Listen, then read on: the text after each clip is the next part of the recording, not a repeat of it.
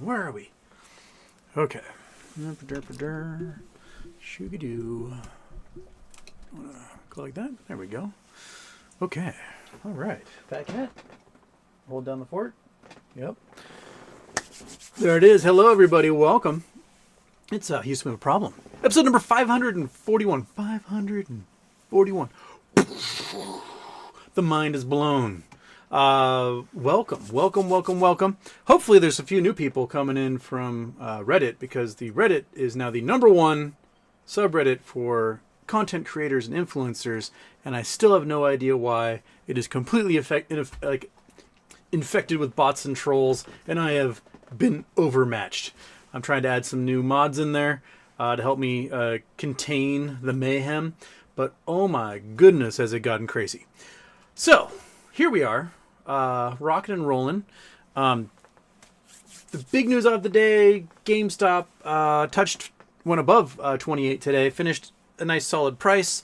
My guess is it's definitely going to finish with above Max Payne. Max Payne was about $21. At the moment, we're putting 8 million plus shares in the money when that bell closes tomorrow. Shbong, hopefully at this price or higher. And that should mean crazy volatility next week. I will be getting upwards of 30 to 40 call options for next week, and the retirement run is on, baby. Whoo! So, the only thing that'll make it better is if we get a Roaring Kitty or Deep fucking Value YOLO update on Sunday night. That would be just because by Monday that thing will be open up $15 to $20 higher, and I'm ready. I am ready this time. I've learned my lessons. I have learned all of the lessons, and the retirement options run, it's going. And then I will be doing the show from a tropical beach somewhere, very lazily, as I sip something out of a coconut, while, I don't know, scantily clad women parade in the background. Other news, Donald Trump is proposing the single worst cabinet in human history. The cactocracy is very much in effect. They proposed Tulsi Gabbard for Director of National Intelligence. Tulsi Gabbard is, without a doubt, an unregistered foreign agent and an asset to the Kremlin. She's on the no-fly list. Donald Trump is nominating somebody who gets extra screening when she goes to the airport because of her connections to hostile foreign intelligence. That should be great. Matt Gaetz is going to be AG, but I think that's going to be terminated by the Senate. Even the Senate's like, ugh. He traffics children and has sex with them. He has 2 years of experience as a lawyer. He's been under investigation for ethics violations and breaking the law for 10 years. So it's not a great choice for AG. I think that there's going to be enough Senate Republicans to go, we're not voting for this guy. So he might be toast.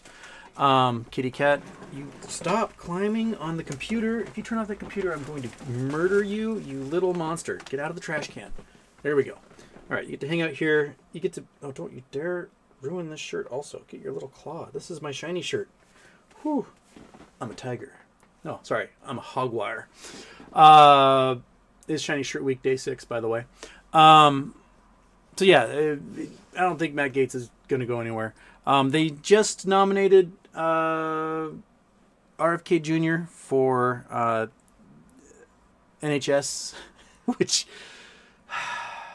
having an anti-vaxxer who's a former junkie who pumps himself full of steroids and whose voice sounds like a spoon in the garbage disposal, I don't think is the best choice, Brainworm Man, for health. He wants to outlaw vaccines. If you don't know what life is like without vaccines, picture people in iron lungs.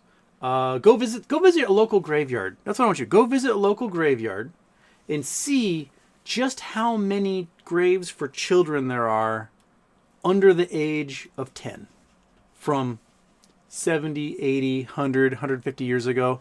The graveyard, you'll go to a spot, you're like, oh my God, it's like all children. Yes, because we didn't have vaccines, you morons. Hopefully, Brainworm Man Also, because people are like, ugh, when it comes to that.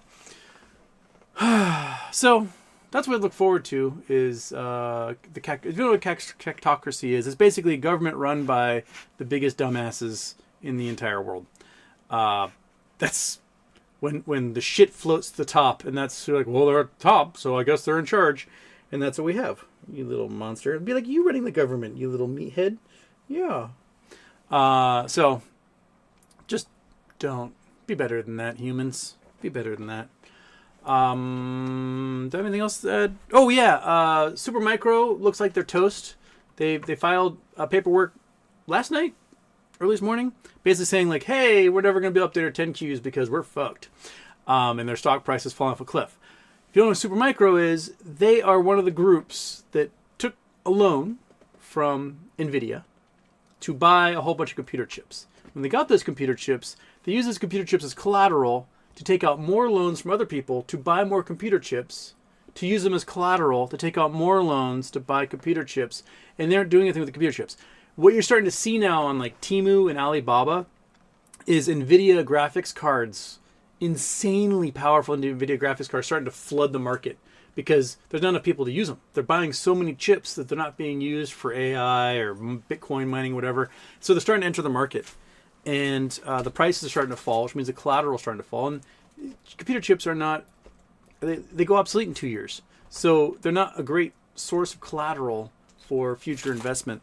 I need to put you down. You're kind of stinky right now. I'm just going to put you right there, and maybe the fat cat can wash you. Yeah. Lick that cat. There you go. What a good dad. So, yeah, it's just... so NVIDIA, if NVIDIA's little shady subsidiaries, little Enron-esque subsidiaries collapses, NVIDIA collapses. And if NVIDIA collapses, they are 1/3 of the entire American GDP. Like, we collapse. The entire market dies. So there goes all the tech stocks. There goes all the blue chips. There goes every AI company. Like, the market just implodes on itself, and it's going to. Now, the thing NVIDIA has going for it is that there's a corrupt government coming in. So if they can, like, shave a little bit off the top and send it over to the corrupt government, they can sort of stall DOJ investigations into the fraud that they've been committing with these, like, here, I'll lend you a bunch of money, but you got to use it to buy a bunch of stuff for me so I can report higher sales. That whole fraud scheme, which is exactly what Enron did, 23 years ago. And Enron could not forego their collapse. They tried. They tried doing every trick in the book, but the collapse was inevitable. And eventually the money just disappeared. So our future looks kind of bleak. Very, very bleak. Other than the fact we're going to have some volatility next week, which will be delicious, and hopefully we'll be rich enough that people will hand feed us grapes and wave palm fronds on us so we can avoid the trappings of the peasant life everyone else can be trapped in. So that to look forward to is that we can be the grape eating elite and everyone else can live in squalor while we look down upon them. So good luck.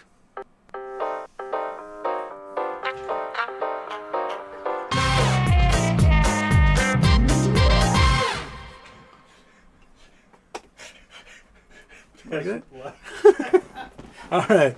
Okay, here we go. On to the chat. The news of the day is off the top, and we're heading in here. What do we got? Oh, first of all, I got Julius Miami gifting some memberships, doing some lurker hunting. Got Jethro.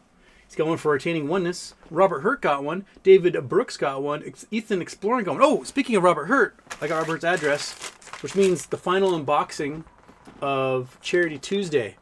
Remember, the Charity Tuesday we gave away a gold sluice. We gave away a drone, a 4K drone. That's pretty awesome. And this is probably going to be the most pathetic of them all, Robert. Are you ready? This sucker should make you excited. What is it going to... It is exactly... Robert, I'm going to send you 1, 2, 3, 4, 5 garage chamois. You can clean your car, clean your wife's car. You, sir, for donating so much to charity the other day. Monkey, chill out. Leave the fat cat alone, man. Come on. Leave him alone. I'm trying to talk about chamois here, man. Sham wow. For donating so much money to charity last week, you get 5 chamois. Could have had a drone, but I picked your name too late.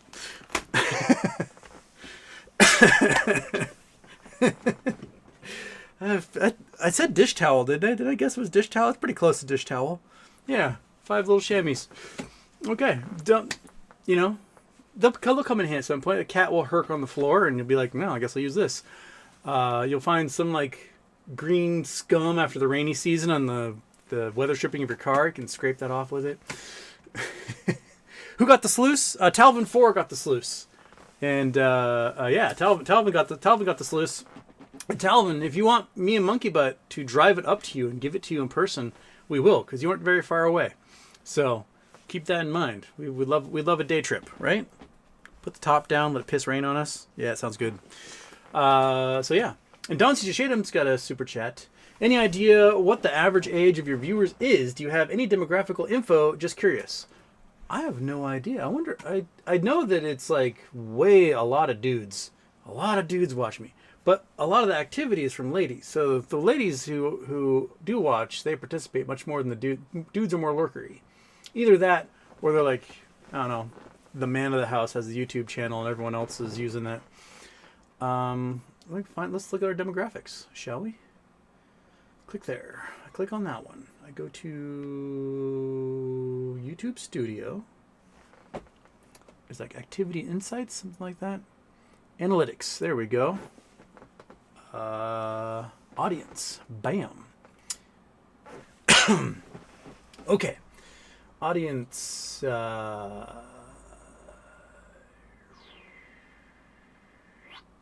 United States, 63% of you are from the United States, and then the rest of the world is represented. Most of you are subscribers who watch. That means I have no reach to people outside of this small window. 93.6% are male. Dang. No one 13 to 17. No one 18 to 24.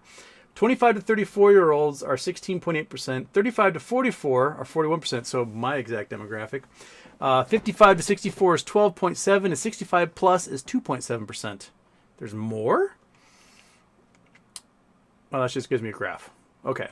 So I apparently have nailed the coveted 35 to 44 male demographic, which is, it's me and it's action shows in spy programs.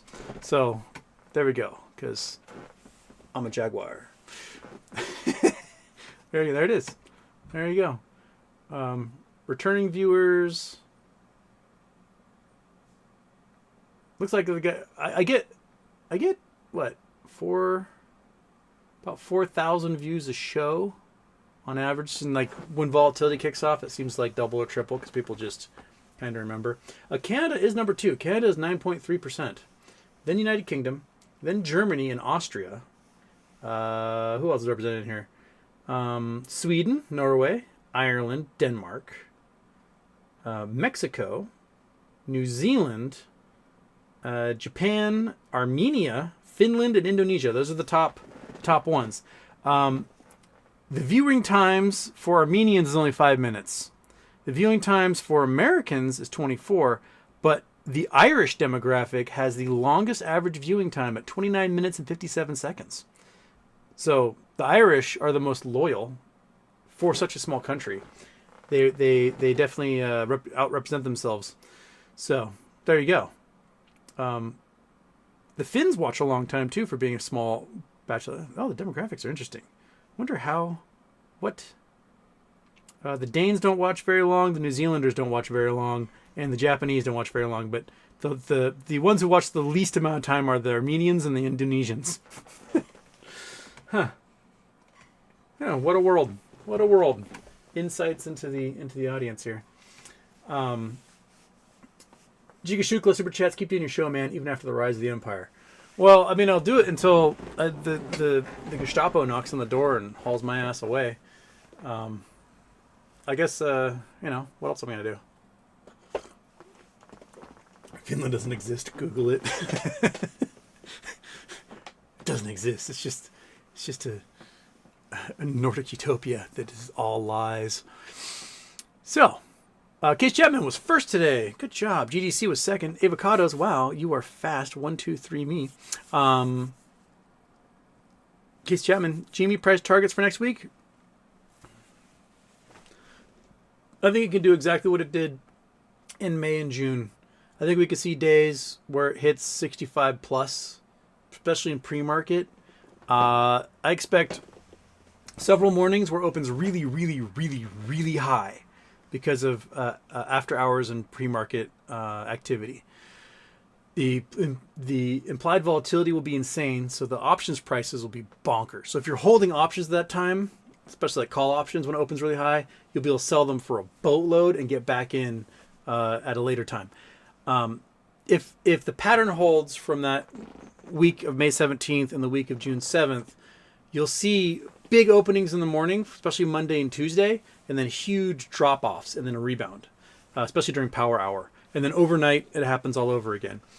So that's kind of how I'm playing it.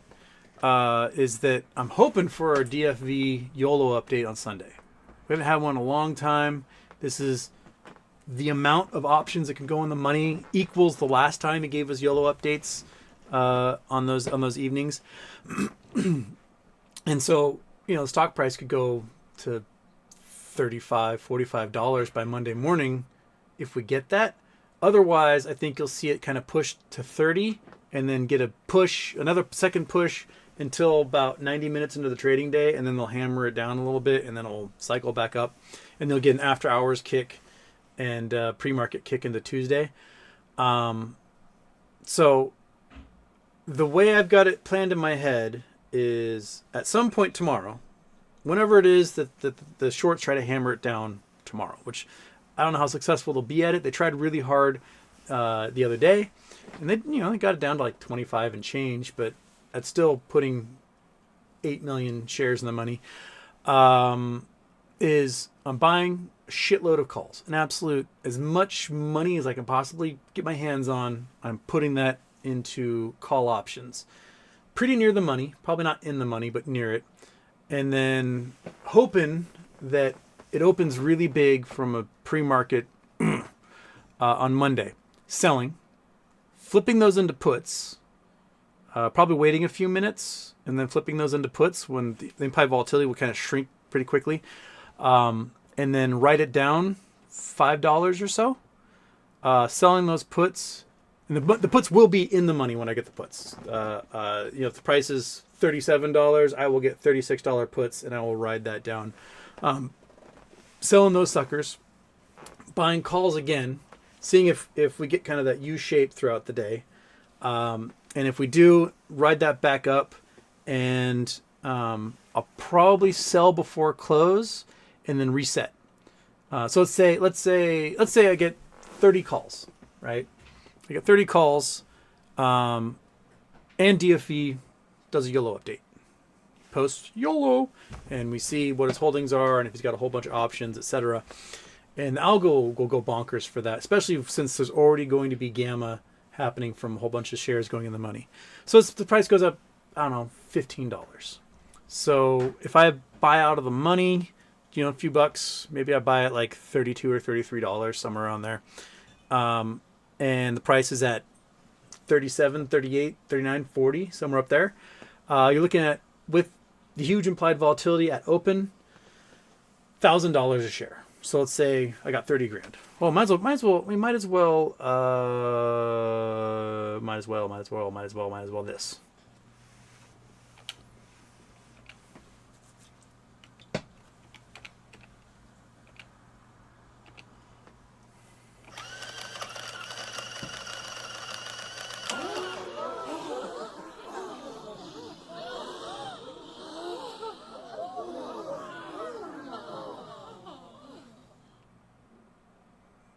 Okay, I'll go there and go here. Calculator, there we go. Okay, so I got 30 calls. Make the math easy. Each one goes up maybe $1,000 if we're lucky. If it kicks off like it did in May and June, expect the price to be about $10 higher. get about $1,000 with the difference, the delta, and the premium attached. So I got 30 grand. Okay. Puts generally are slightly cheaper than calls because puts have only so much they can give away. Calls have infinite risk. So the calls, if you get price action like that, the calls might be at the money $400 or $500. So the puts, $1 out of the money, $1 in the money or out of the money. $1 out of the money might be about $250. So let's say the 250. So that nets you 120 puts. It's a lot of puts, right? And the enthusiasm in the morning will be over. The algos will kick off. The shorts will hit it, and it will drop it $4 or $5. So let's say it's $4. So you get another 400 for each one of those suckers. So you're at 48,000 after by about, I don't know, 2 hours into the trading day. Sell them all. Start again. Buy a whole bunch pretty close to the money at this time. So maybe $1 or $2 out of the money. So for about $200-$300 each. So let's say 300. So you're at 160 calls, right? And you'll ride that back up again. So it'll probably go up, probably once power hour starts, 3:30 in the afternoon to 2:30 in the afternoon to 3 in the afternoon. You get that little cup forming, and it jumps back up again. So let's say you're up $5, and with the premium and everything, actually it'll probably be a little bit higher than that. Probably be like $600 because it'll be, the premium plus your delta, and so you're at $96,000 by the end of the day.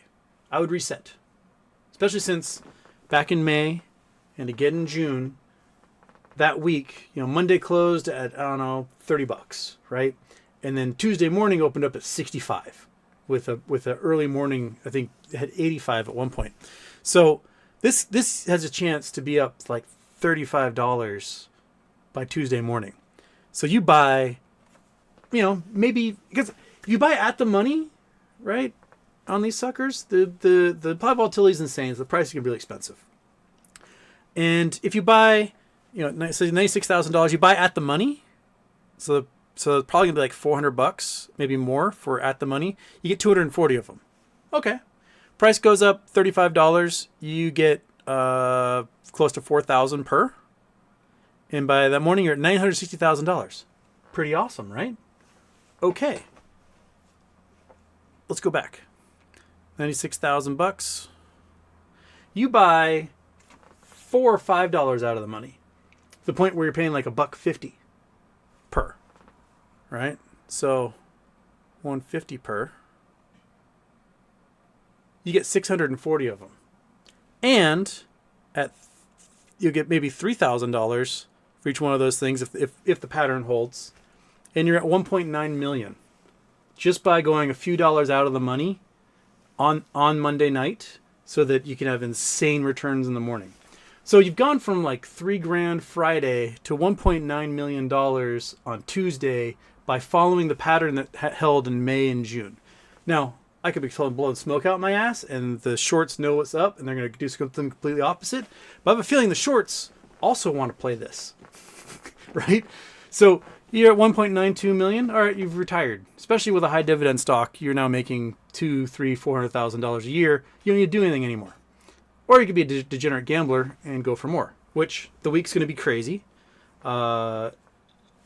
This sucker opens at, say, $65 on Tuesday. You're at 1.9 million. Buy your puts, because this time they're going to drop it $10, $15, right? And so you buy your puts. The puts are probably $300 at this point at the money, or in the money even. So this allows you to get 6,400 of them. And you may have to call your broker and be like, "Hey, can I have permission to buy in 5,000 contract blocks?" Because some of your brokerages only let you do in 300, which will just take fucking forever. Especially when you have to get 6,400 of them, right? So you buy your 6,400 puts, and the price goes down $1,000.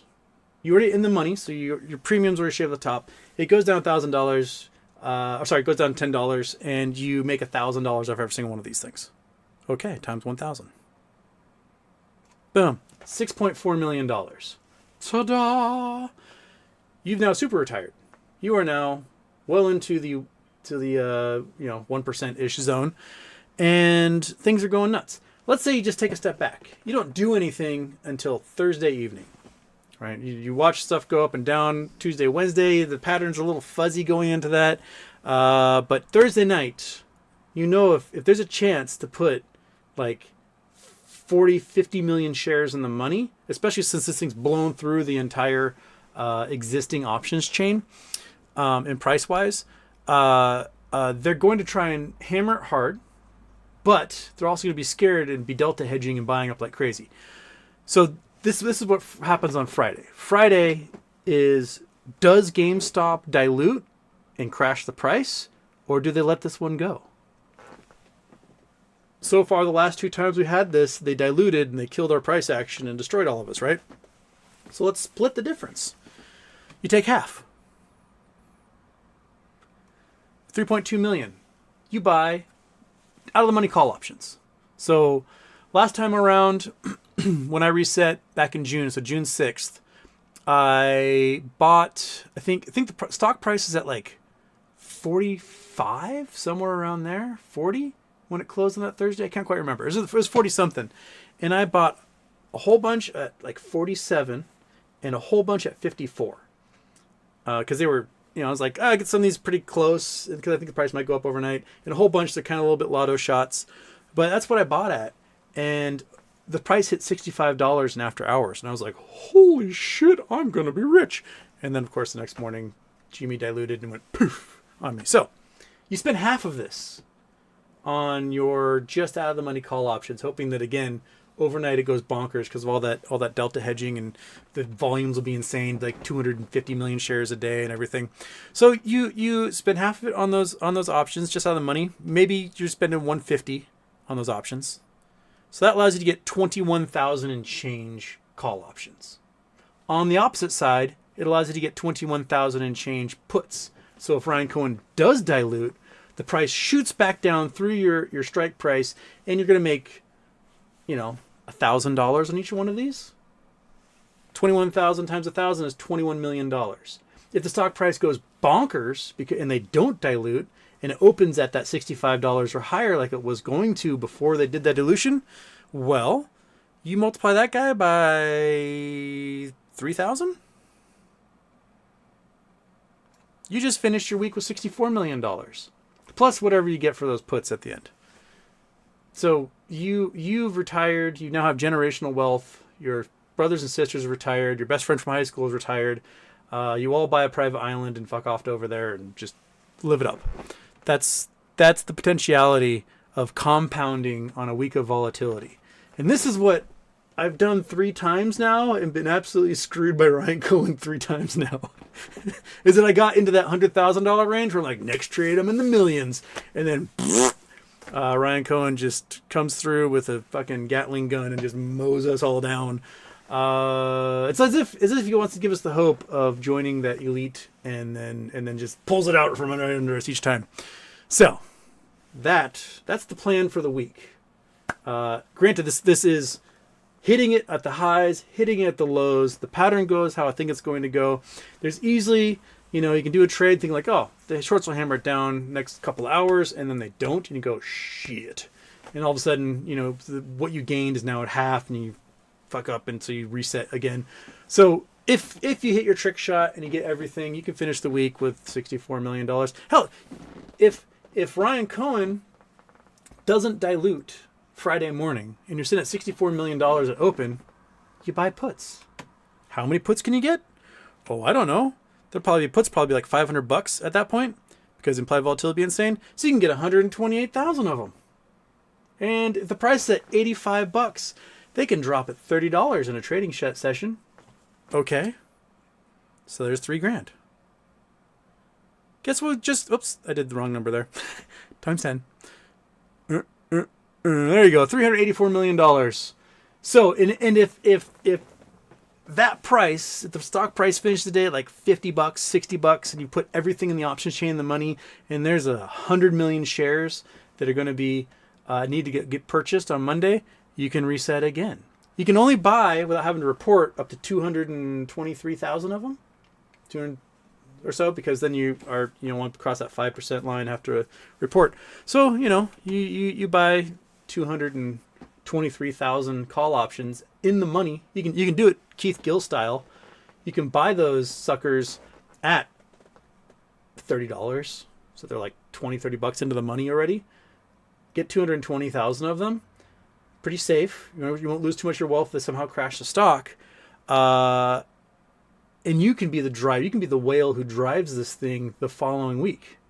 And then you get a gamma ramp upon gamma ramp upon gamma ramp, like what happened with NVDA to drive it to be like a third of the entire U.S. economy.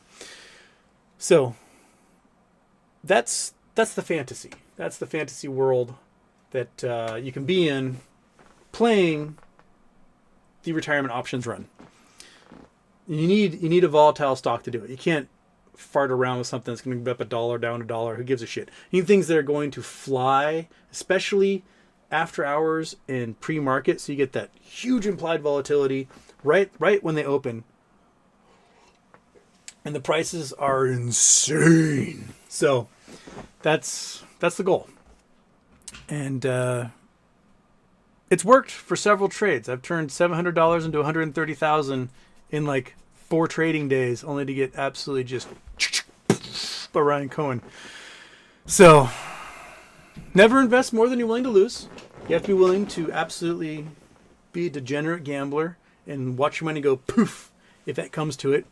And you can be angry. You can put on your black shirt and just rant for 2 hours into a YouTube channel. So be prepared for that. And know that you're just gambling. You're pushing buttons, hoping you hit it at the right time. And don't be scared if like you sell and the stock price goes up to like $4. You go fuck, right? Because they're gonna push it back down again. Because that's what the shorts got to do. They're gonna try and like a futile effort to do that. So just ride along with them. And yeah, that's how I'm running it. Good, kitten's asleep. That's what I like to see. Yeah, so I missed some super chats going on while I was hurdy-burdying here. Christian15213 says, no, seriously, Google Finland doesn't exist. Lol. Finland? All right, I'll Google it. Let's go to that one. Oops, not that one. This one. Yeah, that's the one. Boom, boom, boom. Finland doesn't exist. Why doesn't Finland exist?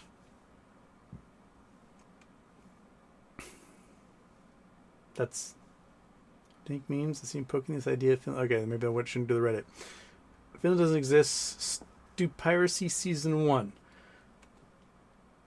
Okay, maybe something I'll have to watch later so I don't get a copyright strike. So, noted. Keep that one on the back burner. And then I'm off. Says, any good options for tomorrow? Dilution incoming? If dilution comes, I don't think it'll be tomorrow. I think it would be next Friday when they do it. He could totally just screw us up. I sold all my options today. I'm not playing anything for tomorrow. I'm going to wait until there's a point where implied volatility drops for the day, and I'm going to jump in and buy as many as I possibly can. So if the stock price is, say, like $27 when I jump in, I'll probably buy at like 32, 33. We can look at the options prices. GME options chain. So go back to this thing. Boom. Give it to me, Yahoo. So we'll look for next week. Now, granted, there'll be a little bit of theta decay, so hopefully without too much implied volatility, the price will shrink a little bit. But if we're at this like $27 range, I'll probably buy close to 30. So right now it's 1.5. So think maybe it's like $1.30 if we're lucky. So I might be able to pick up about 30 of them. So pick up about 30 of them at that price. And what I'm hoping for is that it'll be at this or like $10 higher by open on Monday.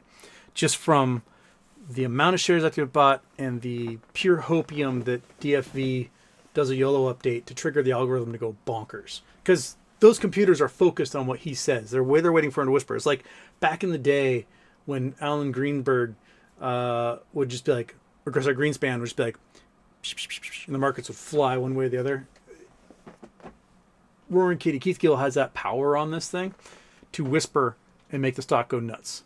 So, we can't count on it, but I think it can easily get $30 by open on Monday.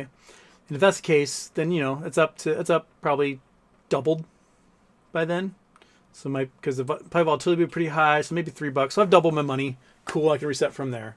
If Keith Gill whispers, the stock price opens at 40, 45, and each one of these is worth $1,500 to $2,000. If it's $2,000, I got 60 grand to play with right there. So that's kind of the area I'm looking in. It is all weeklies that I'm playing. If I do puts, like if Thursday night comes along and I've got a good chunk and I split the difference, I buy puts and I buy calls.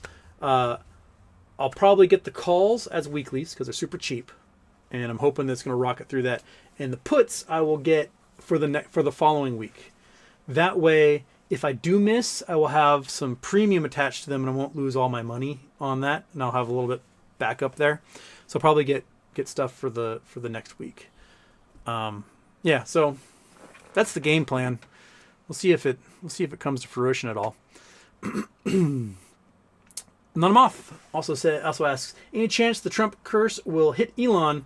Everyone that takes his side usually takes a hit in life. Well, Trump announced today he was going, or his team, his transition team, said they were going to cut the $7,500 tax credit for buying electric vehicles, which powers the entire electric car market at the moment, and Tesla stock dropped a lot. Also, apparently, Trump is sick of Elon. Elon's been like a little mosquito buzzing around him all week and is acting like he's the co-president. And Trump is like, I'm really sick of you right now. And his people around him are really sick of him. I don't know what that would necessarily mean. Like, if Trump's like, get out of here, right? Does Elon go, well, I'm best buds with Putin, and Putin had me steal the election for you, so I'm going to ruin your life. Maybe that's the arrangement that they've agreed to. Yeah. You hit your horse to somebody with a narcissistic personality disorder, you don't know what you're going to get out of it, especially if they're, a little senile, a little weird, a little wonky, catawampus. I think our best hope is that all these people eat each other. Like, putting Elon and Vivek Ramaswamy in charge of the Department of Government Efficiency, Doge, ha ha ha, got you good, you fuckers. What's going to happen is that Elon's going to recommend cutting programs and spending. And they're going to put that recommendation out there, and then Congress is going to go, but that's my district. That employs half the people in this shithole Mississippi that I live in, right? We're the ones who build those submarines. We're the ones who put that damn project together. Like, they're going to try and cut these programs, and then everyone in Congress is going to discover that their constituency is funded by those programs. And Elon's not going to be able to cut anything. If anything, it's going to cause wars between members of Congress in that same party. So it's not going to fly. It's not going to fly at all. It's just not going to work. Like, you can't cut $2 trillion of government spending out and not wipe out 10% of the U.S. GDP. It just doesn't work that way, because it's not like cutting that $2 trillion returns $2 trillion to the taxpayers' pockets. No, cutting that $2 trillion just means we aren't borrowing another $2 trillion. But without the extra spending means there's no velocity of money, which means the economy stutters and sputters. So it doesn't work very well. It's really dumb. It's like if you've got a childhood understanding of government budgets and economies, you're like, yeah, I'm gonna cut that, then you success. But it's not gonna work. It's gonna be the dumbest, stupidest, most pathetic. Elon will get bored and walk away after about 6 months. Members of Congress tell him to go eat a dick, and then he's gonna be like, I don't want him. You don't get my genius anymore. And then he's gonna go back to, I don't know, playing Diablo 4 or something. So that's our future. Everyone look forward to it. I got through the super chats. All right. So Where do we go? We're back to the here. Case Chapman. So Black Twitter moved to Blue Sky. Good job there, Elon. Tomorrow, the new changes go into effect. That means they can scrape all your data for their stupid AI. I might be done with Twitter tomorrow. Very, very really, I might be off Twitter. I'll keep DMs because people can message me through there, but I probably won't participate on Twitter much, if at all, after tomorrow.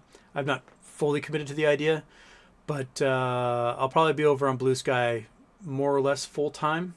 That and spending 12 hours a day moderating the subreddit that has gone out of control.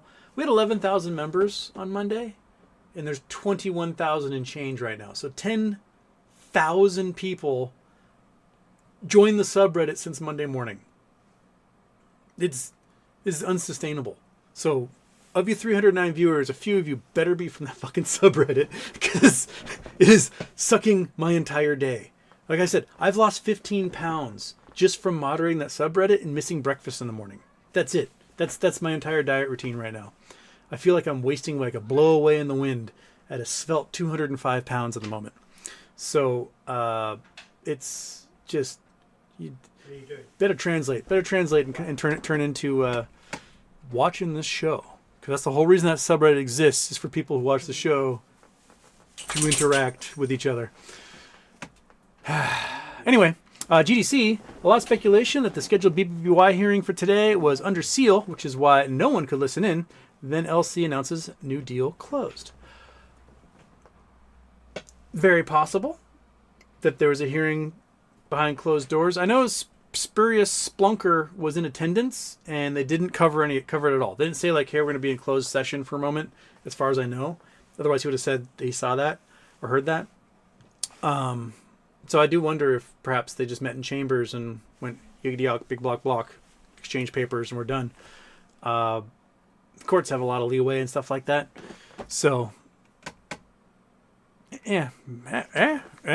All right, your guess is as good as mine. Case Chapman also says, same, just keeping up with BBY and GME. Hopefully they pay off soon so I can move to Portugal.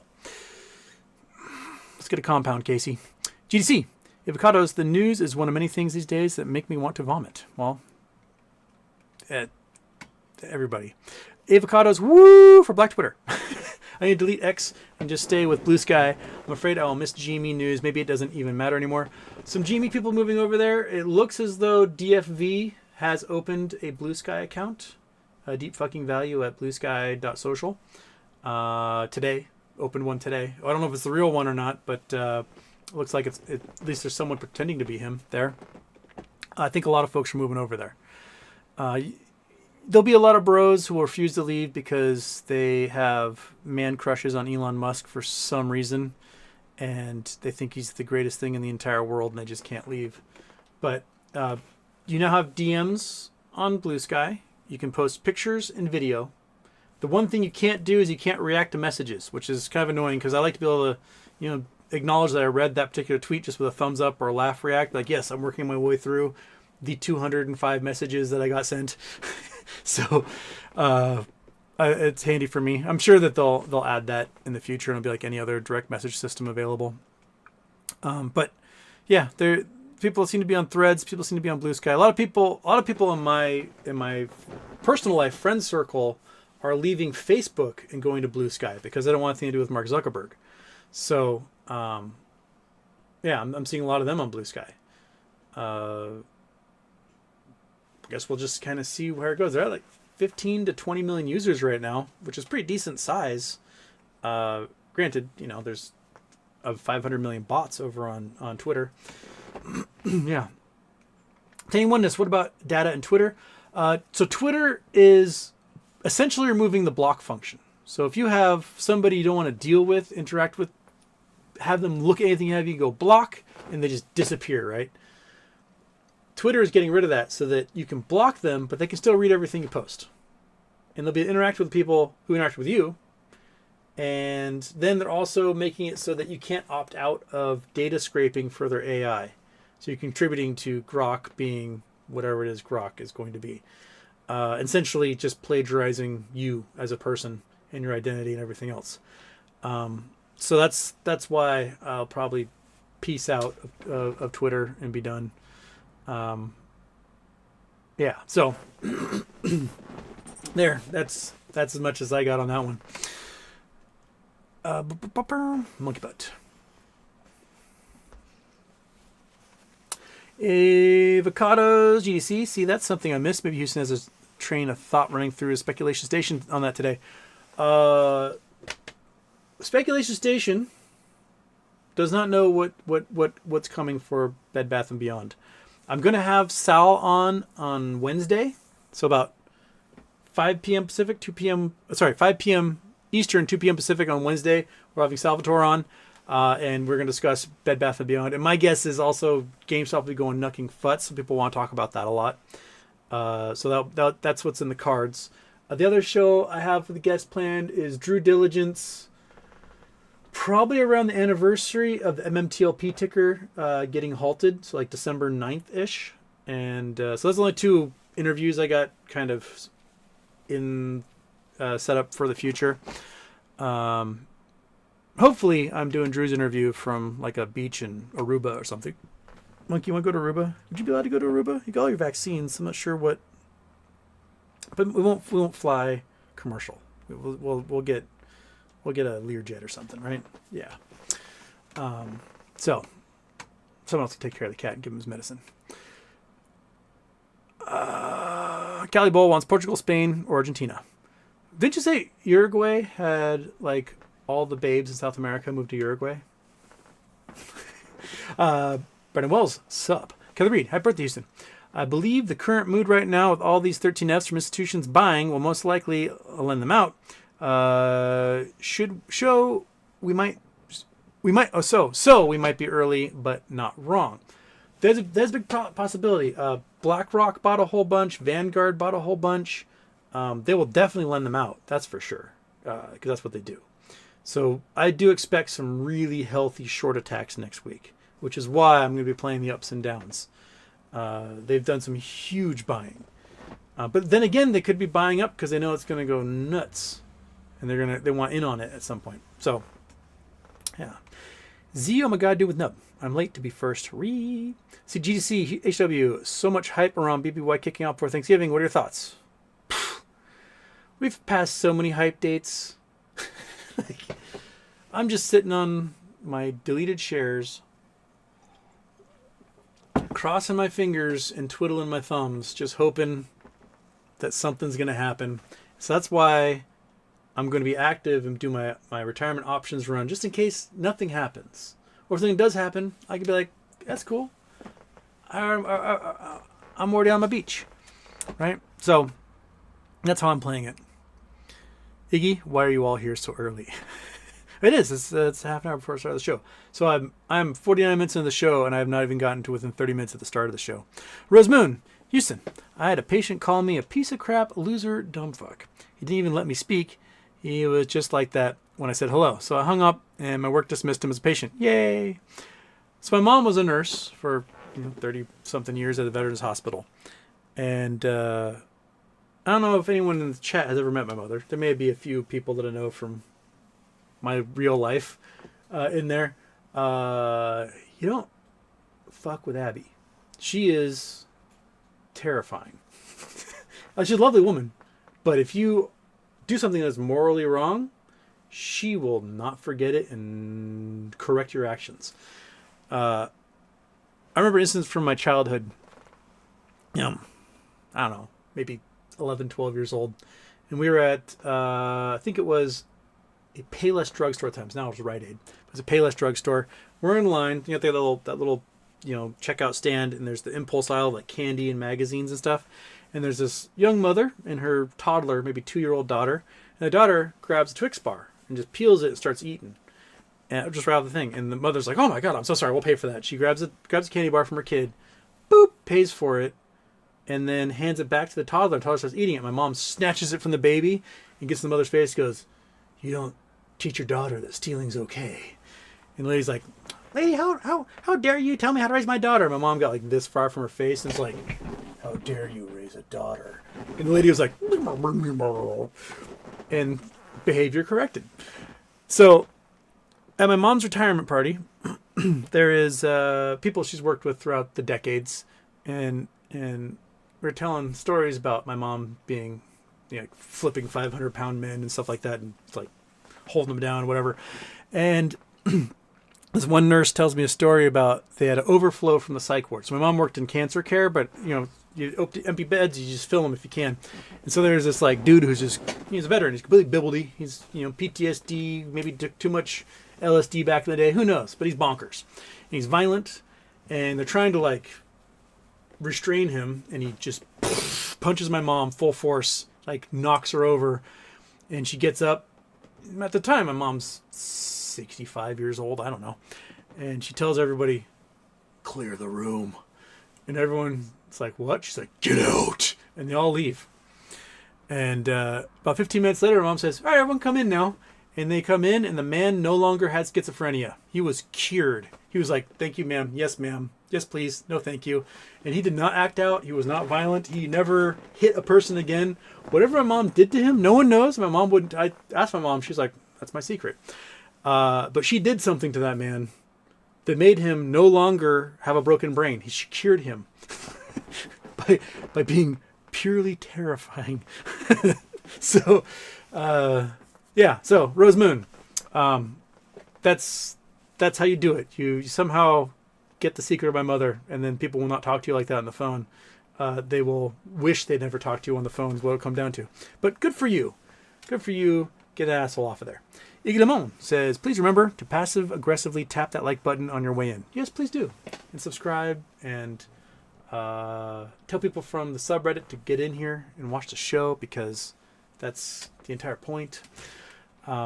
It's a factory. I bought 10 GME calls for June at $125, and they shot up almost 3 times, but they are nowhere near the price. Is someone panicking, or is this normal? They'll shoot up with implied volatility, that's for sure. Yeah, implied volatility go nuts. Like in June, when there was that run, if you had bought 125s for, I don't know, like 10 cents or something, right? That Monday morning, when the stock had gone up like $15 or $20 at open, those 10-cent ones you bought on Friday were worth like 80 or 90 cents at 125. So you just 8-9 extra money without doing anything at open. And you just sell, done, right? It was a really easy move. In 2022, when Bed Bath had their run, so it was the first time Houston did his options run, retirement options run, I debated about buying the $80 calls for Bed Bath & Beyond. Those are the most highest out of the money available, because they were like $1 per share. This was like July, early August. I was like, maybe I'll do just out of the money. So I ended up buying a whole bunch of $9 ones eventually. And those ones from when the stock price hit $30, those $80 calls that you could have bought at 1 cent were $5.35. So you would have been 535x on those out of the money, deep out of the money calls. 530 just from implied volatility alone. So 535x. So if you dropped $1,000 on those, dropped $2,000 on those, you'd have over $1 million. So that's when implied volatility goes bonkers. Those deep out of the money ones, as long as you aren't like, I'm going to wait till it's this price. If you're just playing the ups and downs, you can have a really good day buying super cheap, far out of the money, goes bonkers one opening day, and you just check out, and then you start playing stuff that's closer to the money.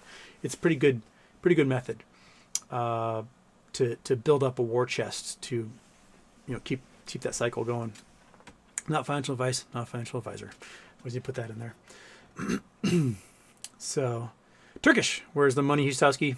What's going on with DPY? No news for a while. I'm getting anxious.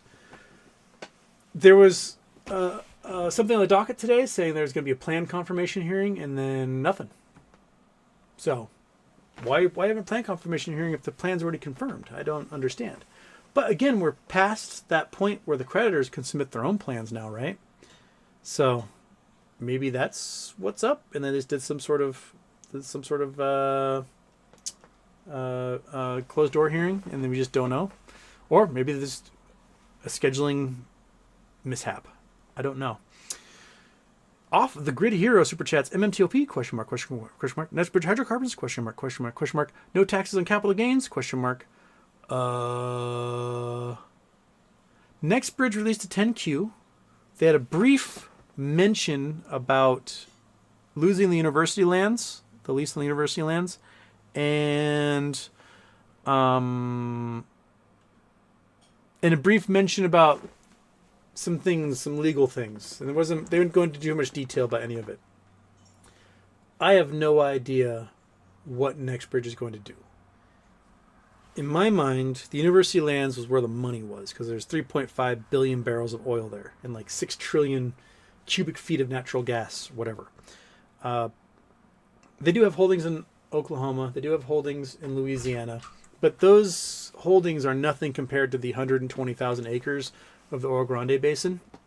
So I don't know what the future will look like for them.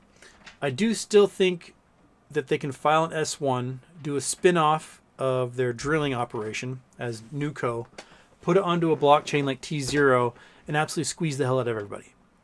And they may as well. They may as well do it. They can raise a boatload of money that way, and they can really fuck over the short hedge funds who screwed them over. But I don't know when they'll do that. I don't know where they are legally standing in trying to obtain information through freedom of information requests, legal action. I honestly have no idea. I don't know if there's going to be anyone who can keep FINRA from destroying financial records come December 9th, because they're obligated to keep them for 2 years. After 2 years, they can just get rid of them. I know Scott Trout dude was trying to force them to preserve those documents. The court was like, I don't see why, and then denied him. So I don't know. I wait for something big to happen. Drew Diligence says he's working with lots of members of Congress, and he's got something that's in the works. So maybe he'll be able to fill us in come December. We'll see. I don't know. Lisa, how does one acquire brainworms? Is it from eating too much raw seafood? Raw seafood, eating cat turds, putting your fingers inside of a bear mouth, roadkill, uncooked wild game. Yeah, there's lots of ways you can get brainworms, and I really do wonder what kind of brainworm he had. There's a lot of folks who apparently have gotten brainworms from dead bears, and playing with that baby bear in Central Park, and probably like, I don't know, picking his nose later is probably a great way to inject one into his skull. Although I think that may have been after he declared he had brainworms. So he may have gotten brainworms from that cutting the head off that whale. I have no idea. Just whatever you do, just don't do things like Robert F. Kennedy. I mean, seriously, the guy was a massive junkie for years. Absolute, just shooting him up day in, day out. Got hepatitis C from it. Gave hepatitis C to his wife. Then he cheated on his wife and kept detailed diaries of every woman he cheated on her with. And in 1 year period, there was 37 of them. And she read it, and she was like, I'm going to kill myself. And he was like, do it. And then she did. So, like, that's the type of person who's going to be in charge of our health, is the guy that, like, raped the babysitter, cut the head off whales, played practical jokes with dead baby bears, got a brainworm, shot up for years, cheated on his wife a bunch of times, told her to kill herself, and she did. Like, cheated on his current wife a whole bunch of times, cheated on her with one of his biographers who was writing pieces about him in the Atlantic or something, or New York Magazine, one of those. Just wild. Like, I don't understand people who live lives like a weirdo rock star who are not rock stars. Like, pick up a guitar and join a band, dude. Like, quit trying to be a political leader. Just go have panties thrown at you from an arena stage. Danny Motes, Houstini. If dark pools weren't a thing, how chaotic would stock markets be?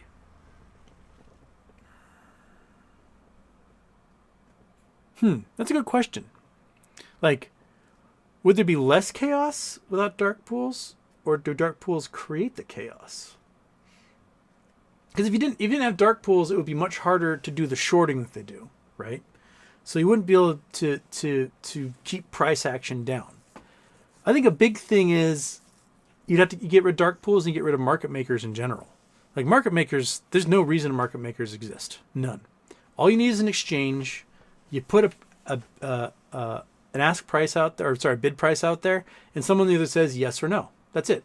That's how the market should function. You shouldn't put an ask price out there, and then the market maker goes, I'm going to automatically fill that, even if I don't have it. And they give you shares that don't exist, and then go out in the market somewhere and try to find them later. Like, there's no need for that. What you should have is, if you bid on a stock, I want that stock for $10, and everyone goes, no, then you don't get that stock. You get it at the price they're willing to sell it to you for. So you go, $12? They're like, no. $13? Okay. Then the stock price is $13. It shouldn't be you put a bid out there and then the market maker goes, oh, I'll fill that. And then that's what you get the stock price for. It's defeats the entire purpose of price discovery in a market. So that's where a lot of dark pools are coming from, is they fill your bid and then they go into the dark pool and find it elsewhere. They don't reveal what price they paid for it. And it's sketchy as hell. So I think overall you'd have more small cap companies at a higher price standard than you do now, where a lot of the prices have been like artificially deflated because of naked short selling, because of those dark pools, because of market makers sort of flooding liquidity in the market when it doesn't exist. Boris Raspy super chats. So MOAS off the table, not even thousands. No, I think MOAS can still happen. If GameStop closes a day above $85, I think the dominoes at hedge funds start to fall. I do not think that the market makers and the hedge funds can survive GameStop above $85. That's the equivalent of about 350 or so pre-split, which is like kind of where it bounced off each time we had local highs in 2021. I don't think they survive if GameStop closes above $85. So the only thing that's going to keep it from doing that is more naked short selling from participants, or Ryan Cohen diluting. Like I think that if Ryan Cohen hadn't diluted on June 7th, the stock price could have opened close to $85 that Friday on June 7th. And you do that, you put the entire options chain in the money by close on Friday, then all of a sudden the options writers are going to the market Monday morning trying to find 100 million shares that don't exist. And the stock price goes insane from that point forward. So, yeah, I think we could have MOAS twice this year. But GameStop diluting, it wasn't the time, I guess.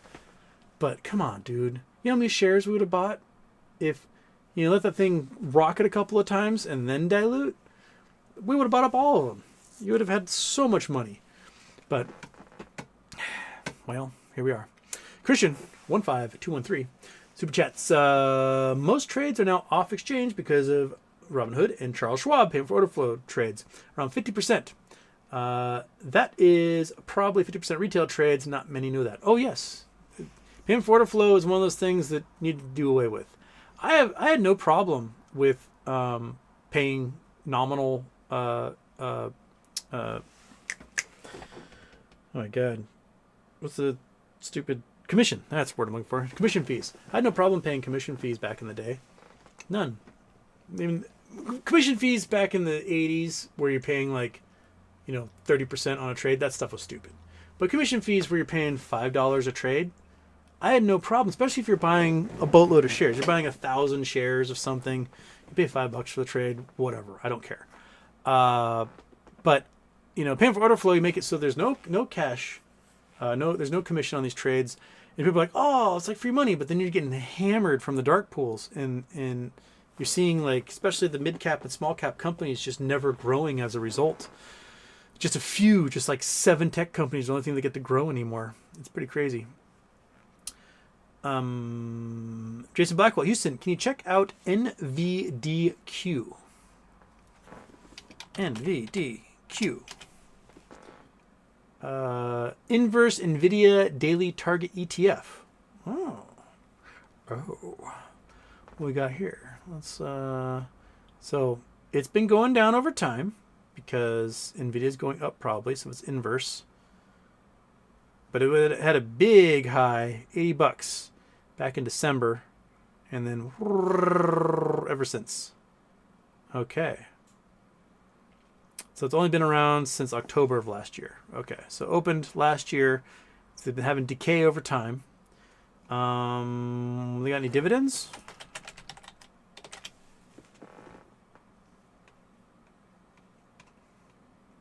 One dividend. Last year, $1.79. Okay. So must do a yearly dividend, I guess. So if NVIDIA is going to collapse, you would expect this sucker to spike like crazy. That's where you're getting at there, Jason. NVIDIA Daily Target ETF, inverse NVIDIA Daily Target, stock, quote, history, news, other vital information. Okay. All right. So I guess that's a way to play the inverse NVIDIA, especially if, you know, Supermicro is the carrying the coal mine for that one.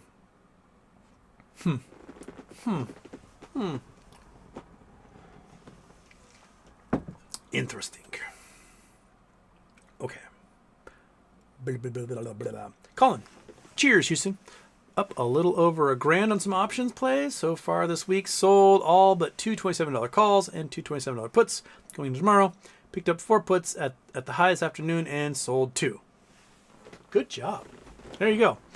That's how you do it. You play that system. You ride it up and down and up and down, up and down. Hope you get it right enough times that, you know, you can shit on your boss's desk and walk away. My boss is nice. I wouldn't do that. Colin, nice to have cash put away and have options for both pump or dump tomorrow. Excellent. I'm not playing anything. I've got my goal. I just wanted $3,000 for Friday, and I'm over that at the moment, so I'm not touching anything. It may go nuts. I may go, I wish I had bought some calls or something, or whatever. I'm going to buy as many calls as I can, probably around $30, give or take, for next week at some point tomorrow, whenever implied volatility is nice and low, and that's what I'm shooting for. So, right? Monkey's like, why am I here? You're gonna get a treat. Want a Costco biscuit? Yeah. Okay, make the dog happy. She's been suffering knee deep in cats for too long. You stay up there. Don't you fall.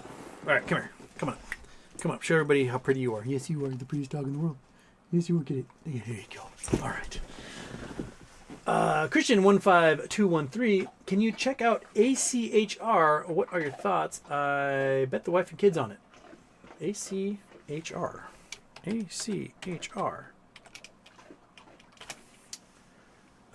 Archer Aviation.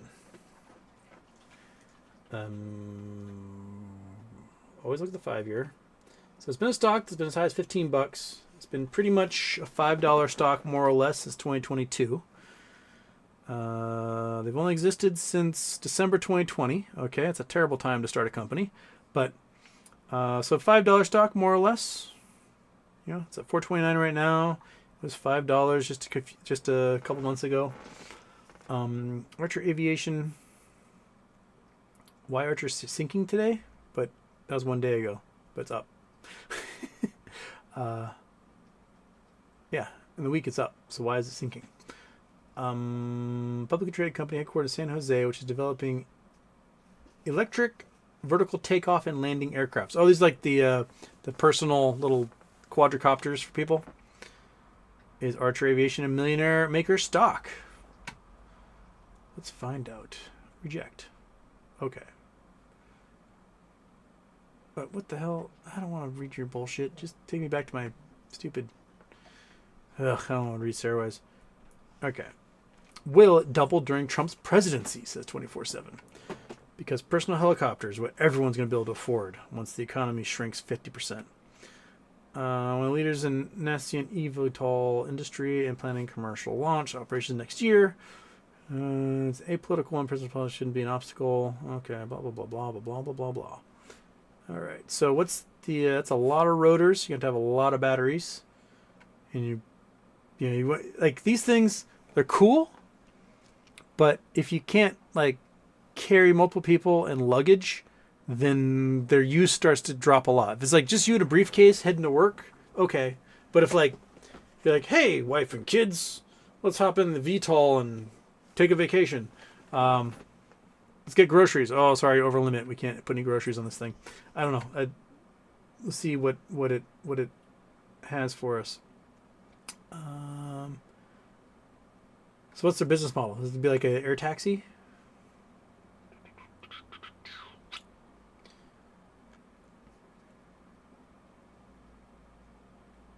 Doesn't really describe much of what their plans are there.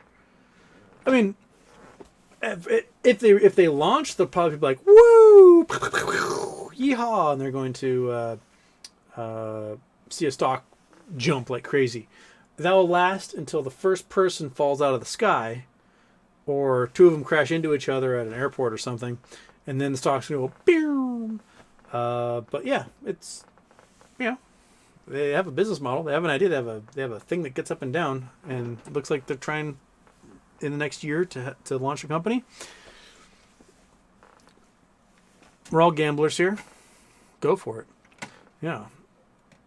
Short hops to highly congested cities. Well, there you go. Short hops. Okay. You know, from your backyard to your office building downtown. Avoid trains. Avoid traffic. Yeah. I don't know how many can fit in the sky. What then becomes air traffic control concerns there for all that, especially if they're like robo and not pilot oriented. 1,000-pound payload. That's, 4 of me basically. Yeah, almost 5. So yeah, I could take some luggage with that. All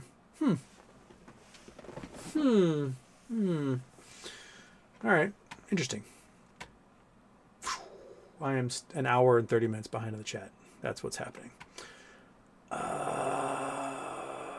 Danny Moats, do you think Klamath Falls will ever dredge the lake? If they do that, town will be so cool. I have no idea. I know they've took all the dams out and salmon are back for the first time. There's a ton of silt though. There's so much silt backed up in that river. I have no idea if they're going to be doing any dredging or what. So no clue. None. Yeah. Wari says, trouble brewing in New Zealand. Apparently, the New Zealand government tried to screw over all the Maori on their treaties, and the Maori scared the shit out of the Conservative members of Parliament and chased them off. Yeah, doing the haka. So, don't screw with the Polynesians, man. You can try. The thing is that you got rid of 90% of the population through like disease and famine and everything else. And the ones that are left are terrifying. You don't mess with them. They survived. Their genes have survived more than you would ever have to put up with. And they can just snap your little body like a twig. Don't mess with the Polynesians. Don't take their land and then screw them out of their land even more here in the modern era. It just doesn't put up. I don't know if you saw them do the haka in the parliament today, but it was awesome and it was terrifying, and I wouldn't want to be the person, that lady just being like tearing apart the proposed new treaty. Just no, she can break you. Just do what she says and everything will be fine. That's how it should be. Okay. Damotes, I want to learn options a bit more. Can we do a one-on-one session and I will donate big next year Tuesday? I've never been a particularly good teacher at options. Gherkin has really good videos on how to play options. He goes through what all the Greeks mean, the big ones, theta, delta, gamma, those guys. Like theta is how much time is left in the option. Delta is the difference in price between the strike and the current stock price, and gamma is how many of those shares are in the money and how many shares need to get purchased to make everyone good. Those are the big three. I mean, I recommend his videos. He does a much better job than I ever would. So go to Pickle Finance, watch a Gherkin video on how options work. He does a magnificent job on it. I recommend it. Lisa Sa, but please donate Charity Tuesday anyway. Lisa Sa, I heard there was unusual options activity for GME for January 2025 at $40 and 125 strike. Don't know how to verify this though. There was. We can look at the options chain again. We can look at it. GME options chain. Boom. We can go to January. Come on. Go January. So at 40, we've got 27,000 at $40 and 53,000 at 125. That's a lot. That is a lot for both of those. That is big, big, big, big. So yeah, there's a lot. There's also a lot at the 20s, 20,000 of those, 28,000 at 25. So there's a lot in the money right now for those Januaries, regardless of what is these crazy purchases out of the money. 12,000 at 50, 21,000 at 60. Yeah, there's a lot here. So that could mean, somebody knows what's up, right? Somebody always knows. They're like, hey, I know this stock price. They're going to let GameStop go absolutely bonkers and not do any dilution on Friday. And the stock price is going to be $300 2 Mondays from now. Ta-da! That's the highest I can buy out of the money. I'm going to take it because each one of those things is going to be worth $25,000. So yeah, that's, yeah. Nunamoth, what's up with the Ryan's white guy tweet? So,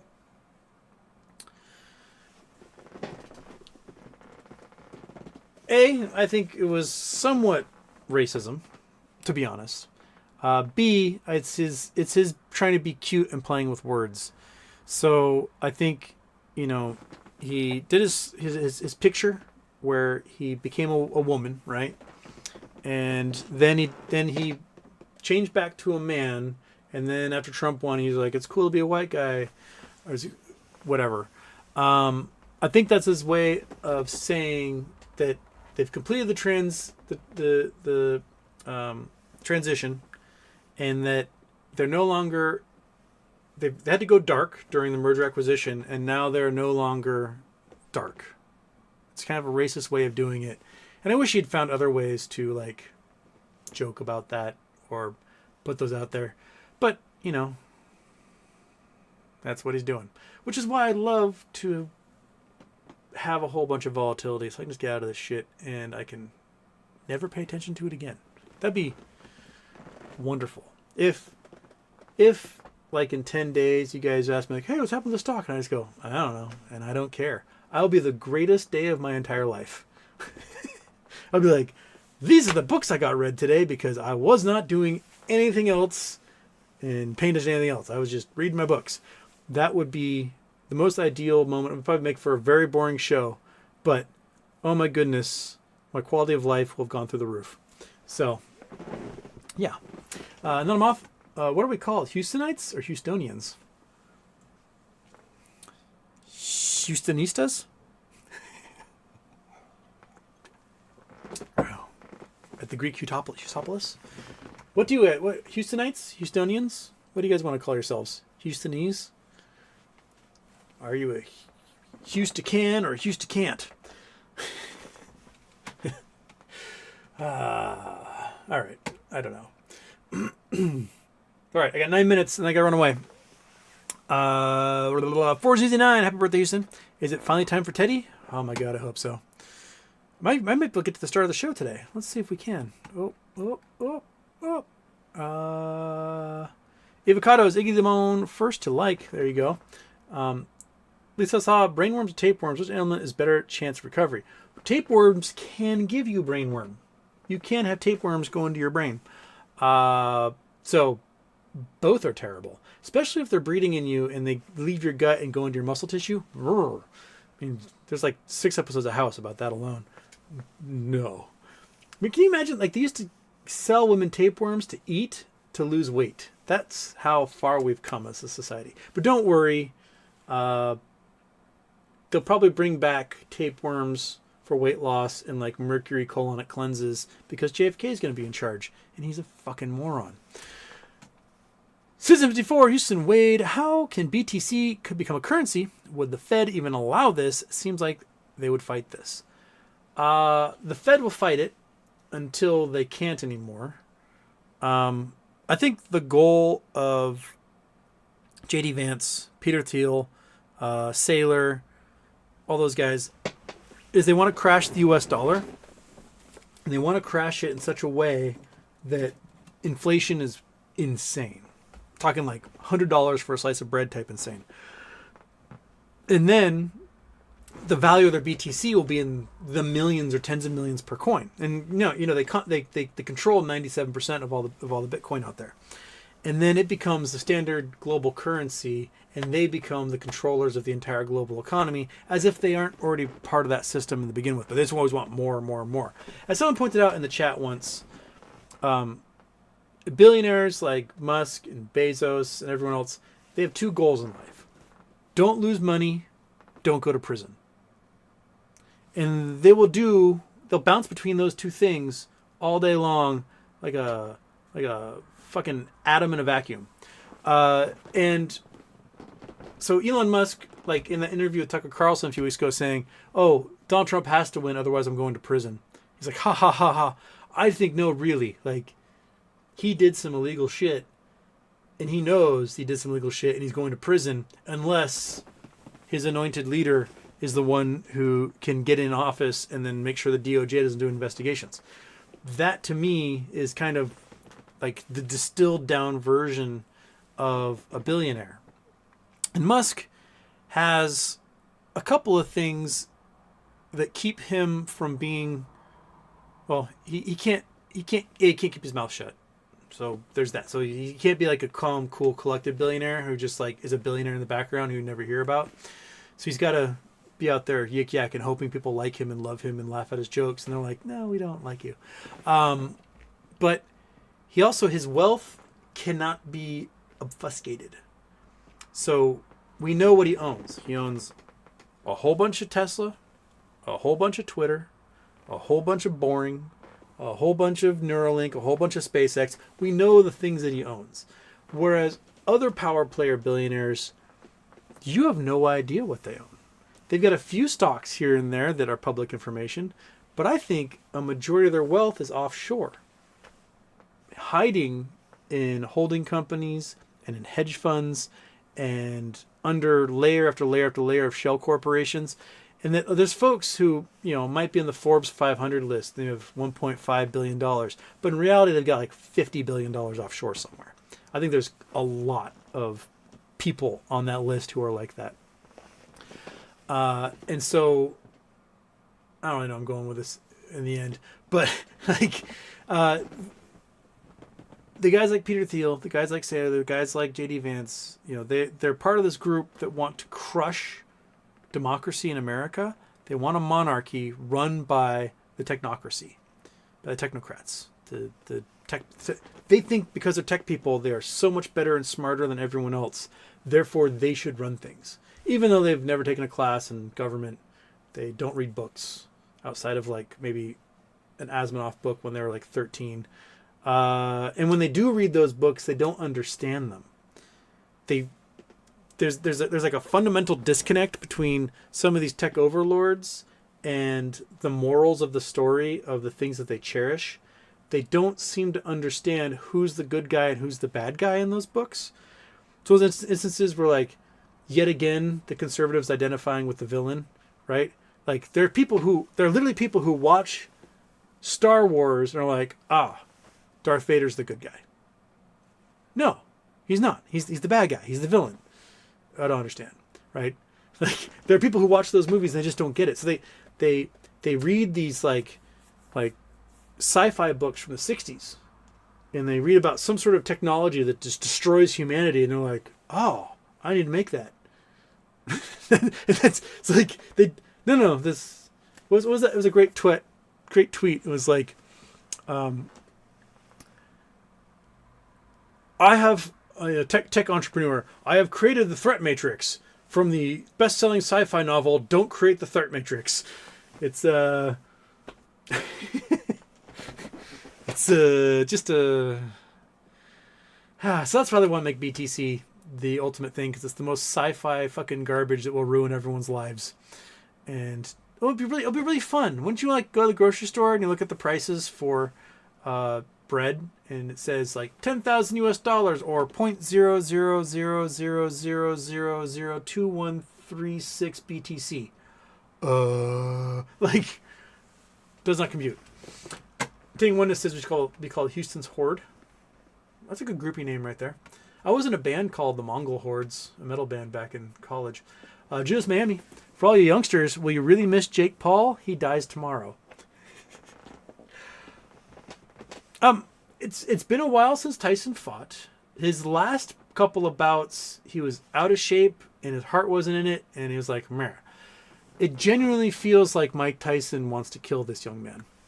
And I'm all for it. Go, Mike, go. I hope I get home in time where I can watch the fight tomorrow. I work in the evening, so it'd be lovely. It would be lovely to watch Mike Tyson just summon what is deep down in here for one last murder spree, and not just make it like an exhibition, like go to kill that young man. That'd be fantastic. I'm all for it. Or Mike gets paid to take a fall and makes $100 million off it. One or the other. It's probably your choice. All right. I got 2 minutes left. I just barely making it to the start of the show in the chats. Dennis Sullivan, Trump's requirement for cabinet or other important job, loyalty to Trump. Yes, and all jobs in government. They're going to make everybody sign a loyalty pledge to Trump. It's right there in Project 2025. In the courts at this point, I'm sure there'll be lawsuits over it, and if it goes to the right court, they'll go, no. And they'll go to Supreme Court, like, that makes sense to us. And then that'll be that, and then government will be destroyed. Alexander K. Gary Gensler about to resign? Perhaps. If I were in a position like Gary Gensler's, personally, I mean, a lot of people don't like Gary Gensler. They think he's like, oh, he's ruined everything. I think he's been more effective than people want to make out to believe that he, like, he's done nothing. He's made baby steps that other SEC chairs did not do. If I were Gary Gensler, I would just stay on for my full term out of pure spite. Just be like, I'm not going anywhere. So, and just kind of hang tight, because Trump's going to put somebody in there, and that somebody is going to be a pure sycophant who's going to gut the SEC, and then there's going to be no regulation, which means fraud is going to run rampant and unchecked. There's a lot of people in the meme stock movement who firmly believe that Trump's going to correct this. He is not. He loves fraud. It's his favorite thing in the entire world, because it's the only thing he's ever made money off of his entire life. So he will make sure the SEC is as neutered as possible and remove all the teeth, so that all it can do is go bark, bark, bark, bark, and nothing else. And so that fraud and greed and corruption can just run completely rampant. And I've had a lot of people block me on Twitter for pointing this out. That, like, that's what he did the last time around. So why would that change? Do you guys not realize that the squeeze happened because of massive short selling of GameStop in like 2017, 2018, 2019? Like, those were the years Trump was in charge, and the SEC was running that. Like, that's time. That's how it works. So, would there be more effective people than Gary Gensler? Hell yeah. I think Lena Khan would be the best SEC chair you could ever possibly imagine. But we're not going to get that now, are we? We're going to get whoever replaces Gary Gensler. All right, it's 4:31. I got to go on. I want to thank everybody for joining me, especially any new folks from the subreddit. I will try my best to get a few more mods in there. And if you are somebody who perhaps mods on here, we've had years of rapport, send me a message. We'll talk about if you would be willing to help nuke a whole bunch of bot accounts on the subreddit, because it is out of control. I've deleted 5,000 users in just last week. 9,000 comments and posts I have personally deleted from that thing in the last week. I'm tired. I need my time to read, and I'm spending all night just deleting it. And the queue is just grows and it grows, and I have no chance. I feel like I'm Newman overwhelmed with the post office. It just keeps coming and coming and coming. So, this one.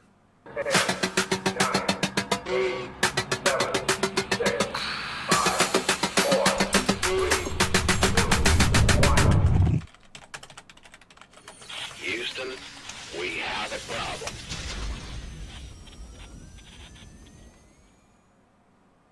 Okay. Peace out, bros and ladies. I'll see you tomorrow. Right?